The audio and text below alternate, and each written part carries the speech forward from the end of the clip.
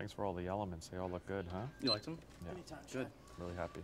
Okay, we'll just dive right in. Yeah. So, why ballet?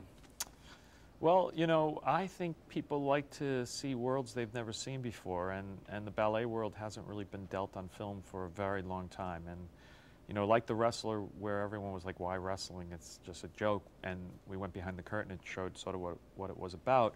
We really wanted to get behind the curtain of ballet and show all the effort that makes what you see on stage so beautiful and effortless. And, you know, that meant all the psychological torment, all the pain, all the hard work. And I think when you see that and you see artists striving that you know, with so many challenges, I think it's rewarding for audiences. And, you know, Natalie Portman, I mean, you put her through some crazy training. Talk about that. Well, Natalie worked for, you know, a whole year, 365 days, 5 hours a day. And I guess I just heard the other day that she was up to 8 hours a day when we were about 2 months out. And you know, it was a tall order to ask someone to, you know, become a ballet dancer. You know, it takes 20 years to become a ballet dancer, and she had a year to pull it off, and she did it. And 90% of the dancing in the film is her. She got up on point at 27, which is a remarkable accomplishment. And not only that, she was able to actually emote and express herself and feel alive while dancing, which, you know, most people, you know, we'd be staring at our feet wondering if we're not stepping on someone's toes. You know, the film is so, like, there's so much movement with the camera, and, you know, you've said before that the camera sort of dances with the dancers. Yeah. Talk about how you shot the film and why it's important to go handheld and yeah, all of that. Well, we wanted to, you know, we definitely wanted to get out of the wings of the theater, you know, which is how ballet's always been shot, and get on the stage and dance with them.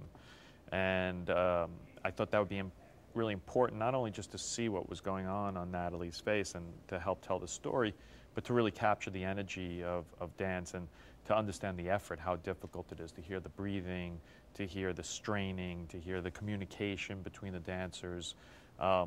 So from the beginning, I always knew I wanted to get the camera up and close.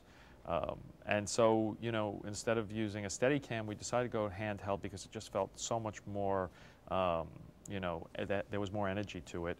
And also, I think the first half of the film kind of sets up the audience that this is sort of a documentary, and then sort of when it goes into this psychological horror film, I think it helped with, you know, scaring the hell out of people. So who inspired the look of the film? It feels very like German expressionist, and there's so much going on there. Well, you know, me and Maddie, my DP, Maddie Libatique, and Therese, the production designer, and the costume designer, Amy Westcott, we sit in a room for a really long time and just sort of go over the general look. And when you're doing a color film, the first thing you want to do is control your color palette. And so, you know, it was very clear there was going to be this black and white duality because of the nature of the characters, the Black Swan and the White Swan. And then we started to think about colors and which colors would be right for the film, and they all sort of had symbolic meaning. And so it's just a, you know, that key group, and then we sort of create a palette and we send it out to, you know, the entire crew, and then everyone in their own departments tries to represent and express it that way. And, you know, like you know, making movies is kind of like, you know, it's almost like conducting an orchestra. You want everyone to be playing together. And so everyone's got to know generally what's going on. So it's a lot about communication, and then it hopefully comes alive.